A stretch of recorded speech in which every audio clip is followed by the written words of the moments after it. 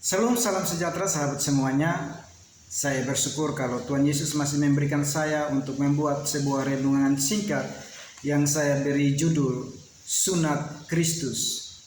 Nah, sahabat semuanya, judul ini menginspirasi saya karena sesuai dengan tema besar yang diberikan oleh Gereja Bethel Indonesia kepada setiap hamba Tuhan yang melayani di dalam sinode GBI maupun setiap umat Tuhan yang tergabung di dalam sinode GBI pada tahun 2023 ini harus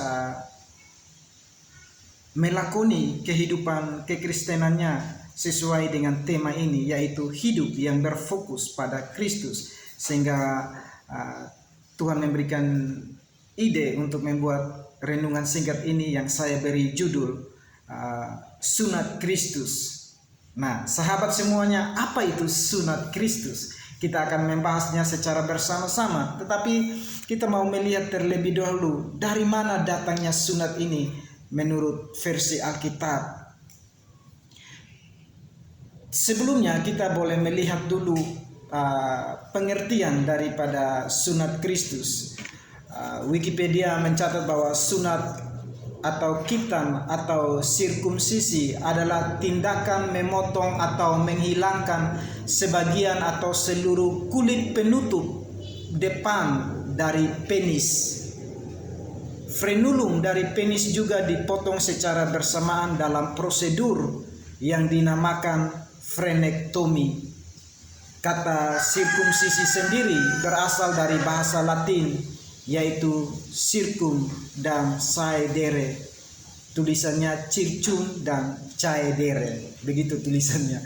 Oke sahabat semuanya, itu adalah pengertian yang saya boleh searching di Google dari Wikipedia yang memberikan pengertian tentang kata sunat atau khitan atau sirkumsisi. Oke, kini kita akan melihat di dalam Alkitab apa itu sunat. Nah, sunat di dalam Alkitab, di dalam kitab Kejadian pasal 17, kita awal kali mendapatkan kata ini, yaitu kata sunat. Dan kitab Kejadian pasal 17 membicarakan tentang Allah yang telah memanggil Abram keluar dari Mesopotamia, dan Allah yang telah berjanji untuk menjadikan Abraham menjadi bapa banyak bangsa. Allah berjanji kepada Abraham bahwa keturunannya akan seperti bintang di langit dan pasir di laut. Dan ketika di dalam Kejadian pasal 17, ketika Abraham berumur 99 tahun, Tuhan Allah kembali menampakkan diri kepada Abraham dan meneguhkan kembali janji yang sudah ia ikrarkan kepada Abraham. Di dalam Kejadian pasal 17 ayat 9 sampai 14, firman Tuhan berkata, "Lagi firman Allah kepada Abraham, dari pihakmu engkau harus memegang perjanjianku, engkau dan keturunanmu turun-temurun. Inilah perjanjianku yang harus kamu pegang, perjanjian antara aku dan kamu serta keturunanmu, yaitu setiap laki-laki di antara kamu harus disunat, haruslah dikerat kulit katanmu, dan itulah akan menjadi tanda perjanjian antara aku dan kamu. Anak yang berumur 8 hari haruslah disunat, yakni setiap laki-laki di antara kamu turun-temurun, baik yang lahir di rumahmu maupun yang dibeli dengan uang dari salah seorang asing, tetapi tidak termasuk keturunanmu. Orang yang lahir di rumahmu dan orang yang engkau beli dengan uang harus disunat, maka dalam dagingmu lah perjanjianku itu menjadi perjanjian kekal. Dan orang yang tidak disunat, yakni laki-laki yang tidak dikerat kulit katannya, maka orang itu harus dilenyapkan dari antara orang-orang sebangsanya. Ia telah mengingkari perjanjianku." Nah, demikianlah kata sunat yang kita dapatkan di dalam Alkitab, yaitu di dalam kitab Kejadian pasal 17 secara khusus ayat yang ke-9 sampai ayat ke-14, bagaimana Tuhan Allah kembali mengikat janji kepada Abram sebelum berubah nama menjadi Abraham, bahwa setiap laki-laki yang bersama-sama dengan Abram harus disunat. Bahkan setiap laki-laki yang baru lahir, yang berumur 8 hari harus disunat. Nah, jadi itu adalah ikat janji. Tuhan Allah berkata bahwa di dalam dagingmu lah perjanjianku itu menjadi perjanjian yang kekal. Tuhan Allah mengikat janji dan sunat sebagai tanda ikat janji, yaitu kulit katan di bagian depan penis harus disunat, seperti pengertiannya di dalam Wikipedia tadi. Nah, sahabat semuanya, nanti kita akan sinkronkan tentang perjanjian yang kekal antara Allah dengan Abraham. Itu adalah perjanjian yang kekal antara Tuhan Allah dan Abraham.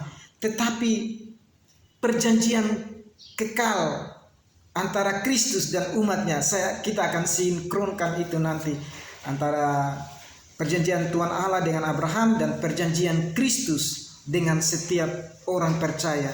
Yang dimaksud ialah sunat Kristus itu nanti. Oke sahabat semuanya, kita mulai dengan pribadi Kristus sendiri. Firman Tuhan di dalam Injil Lukas pasal 2 ayat 21, firman Tuhan berkata, dan ketika genap 8 hari dan ia harus disunatkan, ia diberi nama Yesus, yaitu nama yang disebut oleh malaikat sebelum ia dikandung ibunya. Jadi Yesus sendiri disunat pada hari ke-8 sebagai keturunan Abraham. Ia disunat pada hari yang ke-8. Dari sini kita melihat bahwa sebagai keturunan Abraham, orang tua Yesus menyunatkan Yesus mengikuti ikat janji antara Tuhan Allah dengan Abraham dan keturunannya, yaitu sunat secara lahiriah. Nah, sebelum kita melihat ikat janji Yesus dengan orang yang menerima Yesus sebagai Tuhan dan Juru Selamat, kita akan mendengarkan terlebih dahulu pengertian tentang sunat Kristus.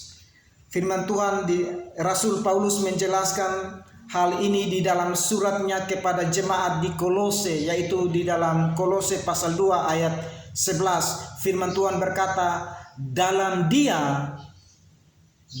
Kristus Yesus kamu telah disunat, bukan dengan sunat yang dilakukan oleh manusia, tetapi dengan sunat Kristus yang terdiri dari penanggalan akan tubuh yang berdosa. Jadi sunat Kristus yaitu penanggalan akan tubuh yang berdosa, seperti firman Tuhan di dalam Kolose pasal 2 ayat 11 ini. Nah, tubuh yang berdosa yang harus ditanggalkan karenanya, seperti yang tertulis di dalam Mazmur 51 ayat 7, firman Tuhan berkata, sesungguhnya dalam kesalahan aku diperanakan, dalam dosa aku dikandung ibuku. Penulis kitab Mazmur pasal 51 ayat 7 mengatakan bahwa dalam kesalahan aku diperanakan, dalam dosa aku dikandung ibuku. Berarti natur dosa, ketika nenek moyang kita Adam dan Hawa jatuh ke dalam dosa, maka natur dosa itu ada di dalam setiap benih.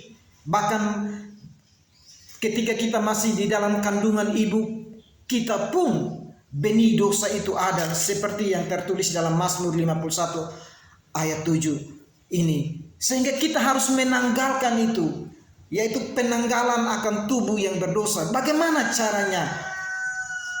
Sifat-sifat dosa itu nyata. Rasul Paulus menuliskan kepada jemaat di Galatia tentang sifat-sifat dosa yang tergabung di dalam perbuatan daging, yaitu percabulan, kecemaran, hawa nafsu, penyembahan berhala, sihir, perseteruan, iri hati, dan juga yang lainnya. Itu adalah natur-natur dosa, sifat-sifat dosa, dan kita harus menanggalkan semuanya itu. Dan itu dimulai dari hati kita.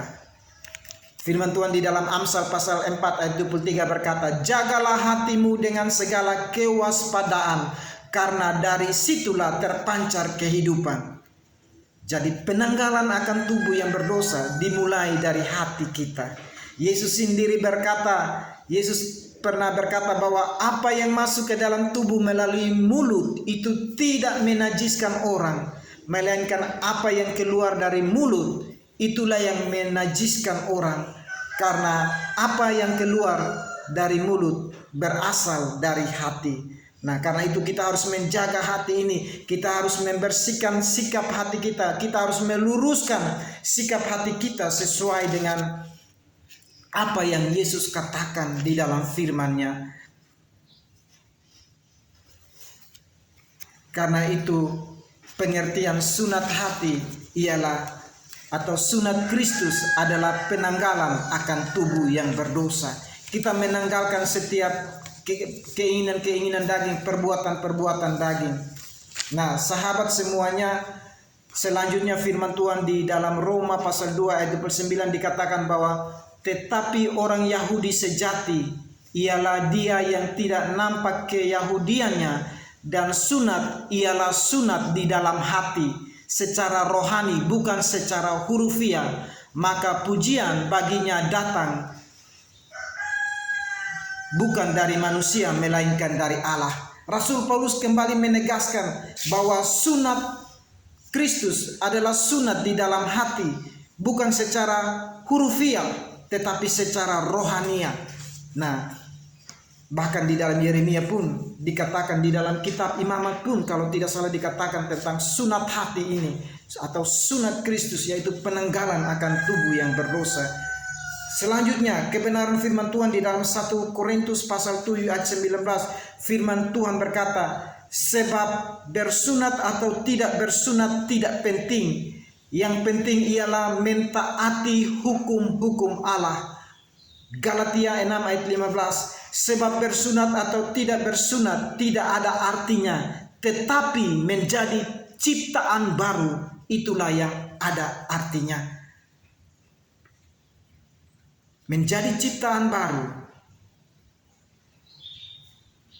itu adalah karena telah mengalami sunat Kristus, yaitu penanggalan akan tubuh yang berdosa. Nah, terlebih lagi ikat janji yang Yesus katakan, ikat janji yang Yesus katakan kepada orang percaya, orang yang menerima Yesus sebagai Tuhan dan Juru Selamat. Ikat janji yang Yesus buat itu adalah terdapat di dalam Yohanes pasal 6 ayat 54. Yesus berkata, "Barang siapa makan dagingku dan minum darahku, ia mempunyai hidup yang kekal, dan aku akan membangkitkan dia pada akhir zaman." Inilah adalah ikat janji yang kekal. Yesus berkata, ia mempunyai hidup yang kekal. Barang siapa makan dagingku dan minum darahku, ia mempunyai hidup yang kekal, dan aku akan membangkitkan dia pada akhir zaman. Ini adalah ikat janji yang Yesus perbuat dengan setiap orang percaya. Ikat janji yang kekal, seperti ikat janji yang dilakukan oleh Tuhan Allah dengan Abraham, yaitu di dalam dagingmu lah ada perjanjian yang kekal, yaitu sunat secara lahiriah tetapi bersifat kekal. Terlebih lagi Yesus yang adalah anak yang dikasihi oleh Tuhan Allah mengikat janji, membuat ikat janji dengan setiap pribadi yang menerima Yesus sebagai Tuhan dan Juru Selamat. Ketika seorang menyatu dengan tubuh dan darah Kristus, yaitu makan daging dan minum darah Kristus, masuk dalam perjamuan kudus, menyatu dengan tubuh dan darah Kristus. Yesus berkata bahwa ia mempunyai hidup yang kekal dan aku akan membangkitkan dia pada akhir zaman. Berarti bukan berdasarkan perbuatan, tetapi berdasarkan percaya, iman, percaya, berdasarkan ikat janji yang Yesus katakan, yang Yesus perbuat. Karena itu sahabat, ini adalah sunat Kristus, ikat janji antara Kristus dengan setiap orang yang percaya, menerima Yesus dan mengakui Yesus sebagai Tuhan dan Juru Selamatnya secara pribadi. Demikian jauh renungan singkat ini bagi kita semua, dan Tuhan Yesus memberkati kita semua. Biarlah kita memiliki ikat janji dan kita mengalami sunat Kristus yang terdiri dari penanggalan akan tubuh yang berdosa dan menjadi ciptaan baru di dalam Kristus Yesus Tuhan, Juru Selamat umat manusia. Amin. Dan Tuhan Yesus memberkati kita semua.